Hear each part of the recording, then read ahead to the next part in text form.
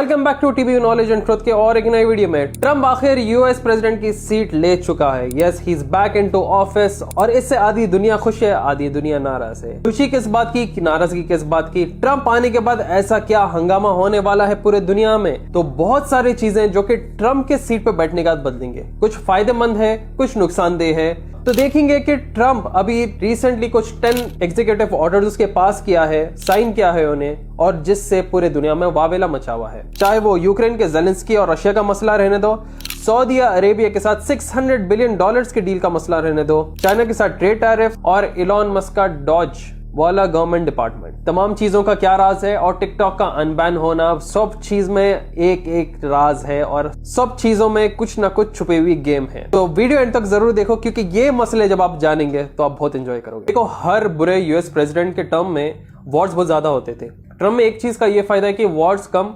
Business oriented ज्यादा है। मैं हमेशा मेरे वीडियो में बोलते रहता हूं। इकोनॉमिक्स मैगजीन के 2025 के कवर को अगर आप गौर करें तो the whole image is a face. अगर आप देखें तो लेफ्ट आंख, राइट आंख, बीच में नाक, मुंह, सब वो बना हुआ है अगर दूर से पिक्चर को देखा गया, मगर सेंटर ऑफ अट्रैक्शन वहां पे ट्रम्प को बताया गया। क्यों? क्योंकि ये जो पूरे इंप्लीमेंटेड ऑर्डर्स थे ना, उन चीजों के बारे में इन्हें पता था। ट्रम्प से जब पूछा गया कि तुम एज अ प्रेसिडेंट पहले कहां अपना ट्रिप मारना चाहोगे पूरी दुनिया में, तो वो बताया था कि मैं सोच रहा था कि यूके जाऊंगा, मगर मुझे दिख रहा है कि मैं शायद सऊदी अरब जाऊं।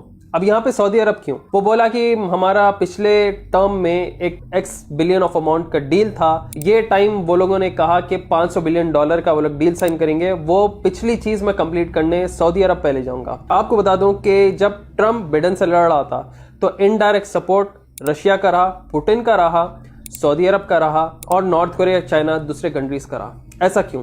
क्योंकि ट्रम्प जो है बिजनेस को ईज बनाता है। ये जो गाजा, इसराइल और यूक्रेन, रशिया की भी परेशानी थी ना, ये बिडेन में बहुत आग में तेल छिनके उतना बराबर था। अब सिंस इसके आने के बाद एक चीज हुई, गाजा में सीज फायर हुआ, मगर इसराइल थोड़ा बहुत बम्बार्टमेंट कर रहा है। जो इसराइल को ज्यादा पैसे भेजने का ट्रांजेक्शन हो रहे थे वो रुकावट हुई, मगर ट्रम्प ने वेपन्स का सैंक्शन उठा दिया। दो गेम खेल रहा है, एक तो पैसे रोका मगर वेपन्स का सैंक्शन उठा दिया। अच्छा भी कर रहा, बुरा भी कर रहा। गौर करिए आप लोग। सऊदी अरब से इसका रिलेशन क्यों है? क्योंकि ये ना हमेशा पैसे निकालने की कोशिश करता है। ये हर कंट्री को जाके पैसे निकालेंगे। तुम्हारे को वॉर नहीं चाहिए, मेरे को भी वॉर नहीं चाहिए, मेरे को पैसे दो। उसका सिंपल फंडा है, पैसे दो। अब जैसा LA फायर्स है और दूसरे मामले हैं इसके पास, अब इसको पैसे चाहिए। अब बिडेन का एडमिनिस्ट्रेशन खाली यूक्रेन को यहाँ पे पैसे भर रहा था, यहाँ पे इसराइल को पैसे भर रहा था। अमेरिकन फिर टैक्सेस अलग और जो है वहां का एडमिनिस्ट्रेशन परेशान। अब ये जो फजूली खर्च है ये पूरे आके ट्रम्प रोक चुका है। अब यहाँ पे यूक्रेन का प्रेसिडेंट भी बोरान, ज़ेलेंस्की की बोरान की। कई सारे मीम्स आप देखेंगे कि ट्विटर पे ज़ेलेंस्की का मजाक उड़ाया जा रहा। Zelenskyy is panicking, he claims that Putin is trying to manipulate Trump and taking advantage of Trump's desire for peace. ये इसलिए है क्योंकि ज़ेलेंस्की को बैठी जगह अलायंस खाने की आदत हो गई। भाई जब वॉर रहता ना तो आपको पैसे पैसे मिलते रहते हैं। भाई यूक्रेन की क्या औकात रशिया से लड़ने की, रशिया उसको घंटों में चिपका दे सकता। मगर देखो, बस एक सेकंड जीएस स्टेट है ना ये, तो यहाँ पे सेकंड जीएस स्टेट को फंडिंग, वहां पे फर्स्ट जीएस स्टेट को फंडिंग। कई सारे लोग जो है मेरे को बोल रहे कि भैया वो सीरिया में जो चेंज हुआ, वो असद भागा, उसके बारे में बोलो। फिर कभी बोलूंगा, वो वक्त गुजर चुका है। अभी भी जो सीरियन रेबल्स वहां पे बैठे हुए ना, उनके खिलाफ भी पब्लिक उठी हुई है। और वहां पे जब सीरियन रेबल का वो हेड जो बैठा था, वो आते की बैठते की बोला कि हम आते की हम इजराइल के साथ वॉर नहीं करेंगे। भाई जो रूल कर रहा था सीरिया को उसके बाप दादा से, भाई वो सडनली रशिया में जाके पनाह ले लेना और सीरिया को वैसी हालत पे छोड़ देना। जो लोगों को जेल में वो 70 साल से डाले हुए, वैसा शख्स क्यों कंट्री छोड़ के भागता? It is all mind games. और सीरिया को असद छोड़ने के बाद जितना ज्यादा इजराइल सीरिया को कब्जा कराए और कोई नहीं करे,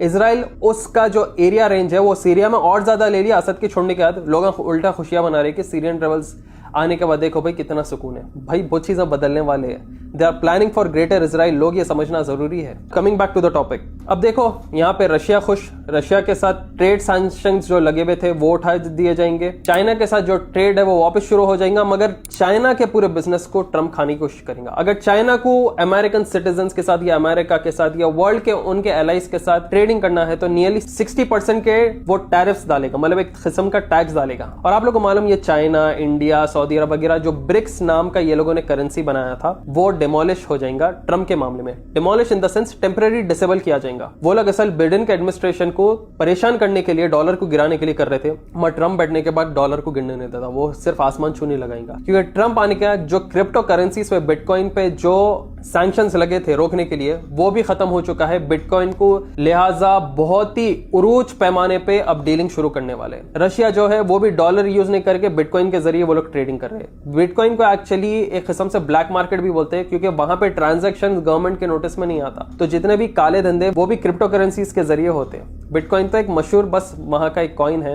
एक क्रिप्टो करेंसी है, कई सारे क्रिप्टो करेंसीज अगर देखा गया तो और ये जो है वाह ट्रम्प की सबसे ज्यादा कहानी, एक बहुत खतरनाक माइंड गेम खेला। आजकल सोशल मीडिया और यंग जनरेशन जो है वो बहुत ज्यादा एक्टिव रहता है, पॉलिटिकल मामला रहे दो, सोशल मामला रहे। तो यहाँ पे ये लोगों ने क्या किया, जो बैन टिकटॉक पे लगाया गया था उसके बाद हर क्रिएटर आके आंसुओं से रो रहा था, भाई हमारे रोजगार थी, ये हमारी कमाई थी, हमारे घर चलते थे, ऐसा होता था वैसा होता था। अब ये क्रिएटर्स के मिलियंस ऑफ फॉलोअर्स, अमेरिका जो है सैंक्शन डाल दिया, टिकटॉक बैन हो गया, अब रोना धोना सब शुरू। ट्रम्प आके बोला अरे कोई बात नहीं, मैं ये बैन को हटाने वाला हूँ, 75 day trial period, 90 day trial period, और वो कोर्ट में चलते रहता, बहरहाल जो भी है। यहाँ पे ट्रम्प ने क्या गेम खेला, एक बहुत जबरदस्त बात बोलता हूँ आपको। अब आप एक शहर में, एक एग्जांपल दे रहा हूँ, यहाँ पे आपको 24 घंटे आपको इलेक्ट्रिसिटी आ रही, एक नई गवर्नमेंट आपके शहर पे आ जाती, वो गवर्नमेंट क्या करती, हर 2 घंटे आपके घर में से लाइट निकालते रहती। अब आप परेशान होकर बोलते हैं अरे भाई काम काज नहीं करना रहा, ये क्या तुम डेली लाइट निकाल रहे, तो गवर्नमेंट बोलती है ठीक है तुम्हारे को मसला आ रहा, कोई बात नहीं, ये जो 2-3 घंटे 4 घंटे लाइट जा रही ना, अब हम लगातार तुम्हें देंगे। तो आप बोलते हो आप अरे बहुत बहुत शुक्रिया आपका, देखो ये नई गवर्नमेंट कितनी अच्छी, बल्कि ऑलरेडी पहली वाली गवर्नमेंट 24/7 उनको इलेक्ट्रिसिटी दे रही थी, मगर लोगों को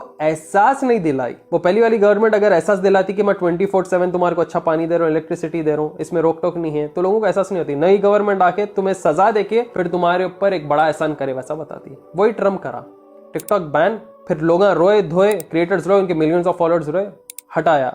अब एक चीज क्या हो गई, ट्रम्प की वाह हो गई, क्रिएटर्स अब ट्रम्प की तारीफ करेंगे जिनके मिलियंस ऑफ फॉलोअर्स है, और वो पूरे फॉलोअर्स अब ट्रम्प के फैंस बन जाएंगे। This is so simple. और टिकटॉक जो है अब खुला तारीफ करेंगे। यहाँ पे एलॉन मस्क को इन्हें ट्विटर के मामले में खरीद लिया, वहां पे टिकटॉक को खरीद लिया, अब बचा क्या इनके पास। मेटा भी जो है वो भी अब ट्रम्प की बात सुनता। LGBT के जो ऑप्शंस मेटा में थे अब वो खत्म होने आ गए, क्योंकि ट्रम्प आने के बाद एक उसका लीगल लॉ ये भी कर दिया कि अब बस हमारे पास 2 जेंडर कॉल किए जाएंगे, एक मेल एक female. Official policy of the United States government that there are only 2 genders, male and female.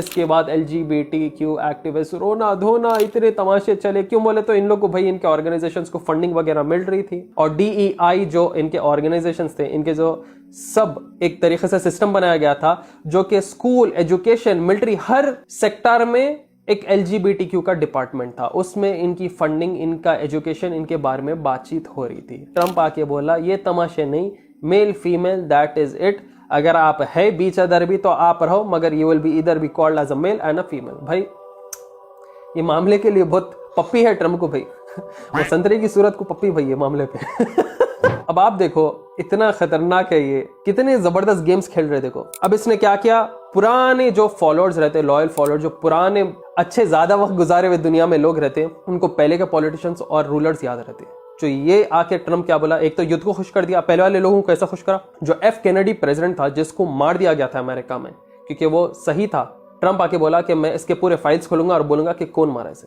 अब आपको तो मालूम है कि ये 9/11 के हादसे रहने दो, ये इजराइल को फंडिंग करने वाला एडमिनिस्ट्रेशन रहने दो, वो लोग ही कराए वो मामला। तो अभी ने आके वो टाइम के, वो वक्त के सपोर्टर्स जो थे ना, उनको भी ये अपने तरफ कर ले रहा है। Trump is a very strategic, बहुत स्मार्ट बिजनेसमैन है, और इसको मीडिया का ये जो सपोर्ट, ये जो आइडियाज मिले हैं ना, वो बैरन ट्रम्प की वजह से मिले। जो उसका 18 साल का बेटा है जो कि पूरे सोशल मीडिया पे भी मशहूर हो रहा है, बहुत स्मार्ट गेम है भाई।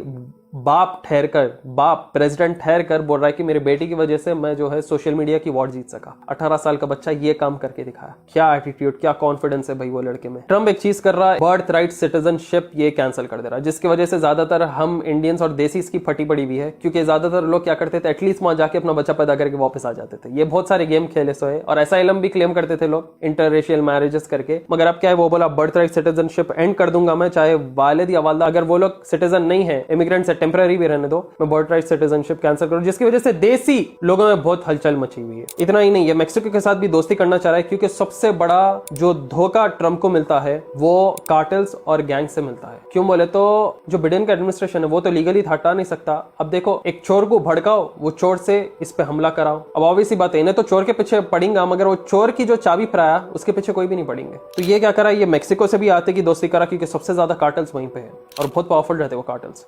बोला कि गल्फ ऑफ मेक्सिको को गल्फ ऑफ अमेरिका बनाओ, कनाडा को भी वो अपने ही अंदर लाने की कोशिश कर रहा है, मगर ये मामला पता नहीं है होगा या नहीं। अगर कनाडा शामिल नहीं होता यूएस के अंदर तो वो नए टैरिफ्स बनाएगा, इंपोर्ट एक्सपोर्ट टैक्सेस बनाएगा, जिसकी वजह से बहुत ज्यादा टैक्सेशन ना ही सिर्फ कनाडा मेक्सिको को लगेगा बट चाइना को भी लगेगा। जैसे मैं आपको बताया कि चाइना के ऊपर ये तकरीबन 60% टैक्सेस डालने के लिए एक तरह से धमकी दे रहा है। वो धमकी नहीं, मिल बांट के खाएंगे वरना मैं तुम्हें बिजनेस नहीं करने दूंगा। Very smart tactic. एक जो सबसे बड़ी पॉलिसी ट्रम्प की है जिसकी वजह से अमेरिकन इसको बहुत ज्यादा वोट दिए, वो था अमेरिका फर्स्ट पॉलिसी। इसके अंदर ये अनाउंस किया कि जो फॉरेन एड जो अमेरिका से बाहर जा रहा है और खुद के तरीके के लिए इस्तेमाल नहीं हो रहा है वो रोका जाएगा। ये जो फॉरेन एड चाहे कोई मदद के नाम पे हो या दूसरे मामले में रहने दो, ये पहले रोकना चाहिए क्योंकि ये इलीगली यूज किया जा रहा है। दूसरी चीज, WHO के डील से ये बाहर आ गया। ये सेकंड टाइम है ये जो किया, ये बोलता कि WHO, ये ग्लोबल वार्मिंग, ये सब फंटी बातें नहीं है, सब बेकार बातें नहीं, इनको फंडिंग जाना नहीं। 500 मिलियन डॉलर, $1 बिलियन दे रहे हैं इन लोगों को। किस चीज के लिए, क्या कर रहे हैं ये लोग कुछ भी नहीं कर रहे। ये इनडायरेक्ट बस ऑर्गेनाइजेशंस को पैसा भरने के काम है और वो लोग अभी कुछ भी ला के बस हम ये करें कम वो करे बोल के वो लोग पेश कर देते और बस आपके पैसे खा जाते। तो ये बोला कि पहले ये चीजों की फंडिंग रोकना है, ये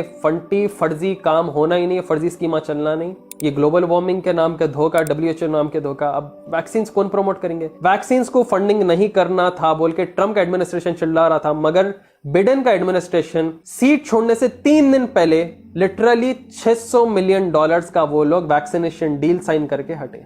वैक्सीनेशन का डील क्यों साइन करके हटे? क्योंकि एक नई बीमारी की तैयारी होने वाली है। नई बीमारी के साथ लॉकडाउन होता, लॉकडाउन के साथ फिर प्रेसिडेंट के ऊपर थू होता क्योंकि टैक्सेस बढ़ जाते, काम नहीं कर सकते, ठीक है ना, बैठी जगह पैसे देना पड़ता। वैक्सीनेशंस भी बर्दाश्त करो, फिर नई बीमारी भी बर्दाश्त करो। तो ये तैयारी हो रही। देखो भाई, बिडेन का एडमिनिस्ट्रेशन 3 दिन पहले एक वैक्सीनेशन डील साइन करके क्यों हटा? नियरली $500 to $600 मिलियन का। Use your mind, future planning. अब वो सीट पे बैठाना, उसको हर तरीके से ये लोग सताने वाले, हर तरफ से ये लोग सताने वाले। जैसा गोली से बचा वो, अल्लाह हिफाजत करे इसकी। वो आप लोग बोल रहे होंगे भाई तुम क्या बोल रहे हो, तुम ये भी एक नंबर का हरामी है। हाँ भाई, एक ज्यादा हरामी रहता है, कम हरामी रहता। पॉलिटिशियन है ये, कम हरामी को चुनो, आपकी जिंदगी आसान रहती है। ज्यादा हरामी, कम हरामी, दैट इज इट। सबसे बड़ा मामला जो गवर्नमेंट ऑर्गेनाइजेशंस में रहता ना, वो है डिपार्टमेंट्स बनाना।